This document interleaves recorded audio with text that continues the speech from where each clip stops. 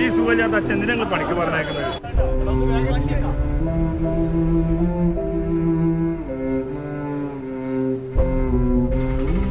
മൂത്താന്ന് പറഞ്ഞിട്ട് എന്താ കാര്യം, ഒരു പണിക്കും പോവാതെ? ബാല, ടെൻഷനൊന്നും അടിക്കണ്ട. ഇനി കുറച്ചു കാലം പണിക്ക് പോകാൻ പറ്റില്ല, റെസ്റ്റ് എടുക്ക്. അമ്മേ, അച്ഛൻ ഇനി മുതൽ പണിക്ക് പോകണ്ട. അച്ഛൻ്റെ കടകളൊക്കെ ഇത് മനസ്സിലാവും. ഇനി ഇവിടുന്ന് അങ്ങോട്ട് ഞാൻ നോക്കിക്കോളാം. എല്ലാവരും അങ്ങനെയാണ്. ഒരു പ്രായം കഴിഞ്ഞാൽ പിന്നെ ഏതൊരു മിഡിൽ ക്ലാസ് കുടുംബത്തിലെയും ചുമതല ഏറ്റെടുക്കേണ്ടത് ആ കുടുംബത്തിലെ മൂത്ത മകനായിരിക്കും. എനിക്കൊരു ജോലി വേണം.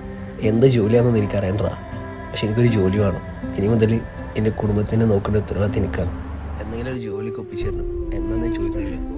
ഇതൊക്കെ തന്നെയല്ലേ ഒരു മിഡിൽ ക്ലാസ് കുടുംബത്തിലെ ആൺകുട്ടിയുടെ അവസ്ഥ. എല്ലാ കുടുംബത്തിലും കാണുമായിരിക്കും ഇതുപോലത്തെ ഒരു ആൺകുട്ടി.